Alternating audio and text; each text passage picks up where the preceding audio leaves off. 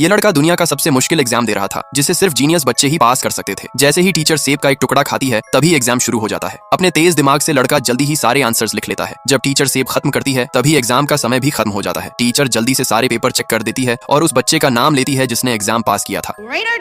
सब बच्चे हैरान हो जाते हैं, क्योंकि सिर्फ एक बच्चे ने ही एग्जाम पास किया था। दुनिया भर के जिन बच्चों ने भी एग्जाम पास किया था, वो दूसरे राउंड में पहुंच जाते हैं। लेकिन तभी टीना की पेंसिल गटर में गिर जाती है। इसकी दोस्त भी मदद के लिए नहीं रुकती। तभी रियाड इसकी मदद के लिए रुकता है। अगला एग्जाम शुरू होने में सिर्फ 1 मिनट बचा था। तभी रियाड अपनी पेंसिल तोड़कर आधी टीना को दे देता है। टीना बहुत खुश होती है और यह लड़के से वादा करती है कि वो कभी न कभी इसकी मदद जरूर करेगी। दूसरा एग्जाम शुरू हो जाता है और इस बार क्वेश्चन बहुत मुश्किल थे। बच्चे घबरा जाते हैं। एक लड़का तो इतने मुश्किल क्वेश्चन देखकर एग्जाम हॉल से ही भाग जाता है। यहाँ तक कि रियाड भी क्वेश्चन पेपर देखकर उलझन में पड़ जाता है। लेकिन टीना सारे आंसर्स लिख लेती है और उठते समय यह एक छोटा सा कागज रियाड की ओर फेंक देती है, जिस पर सारे आंसर्स लिखे हुए थे। टीना रियाड की मदद का बदला चुका रही थी, लेकिन रियाड पर्ची को दूर फेंक देता है। ये ध्यान से क्वेश्चन पेपर की तरफ देखता है। तभी इसे एक सीक्रेट पता चलता है कि हर आंसर अगले क्वेश्चन में छुपा हुआ था। यह एग्जाम दरअसल ध्यान और समझ का था। जब टीचर फिर रिजल्ट की घोषणा करती है, तो यह जीनियस लड़का फिर से पास हो जाता है। आखिर में सिर्फ 5 बच्चे ही तीसरे राउंड में पहुंचते हैं। इस बार कोई क्वेश्चन नहीं थे। इस बार इन्हें पूरे कमरे को काले या सफेद स्क्वायर पर पैर रखे बिना पार करना था। एक लड़की कहती है यह नामुमकिन है। यह सुनकर टीचर इसे फौरन एग्जाम में फेल कर देते हैं। अब एक दूसरी लड़की की बारी थी। यह एक रस्सी निकालकर इसे कमरे के दूसरी ओर के दरवाजे के हैंडल से बांध देती है और सावधानी से रस्सी पर चलते हुए कमरे को पार कर लेती है। अगली बारी एक तेज और फुर्तीले लड़के की थी। ये बिल्कुल स्पाइडरमैन की तरह कूदते हुए कमरे को बड़े आराम से पार कर लेता है।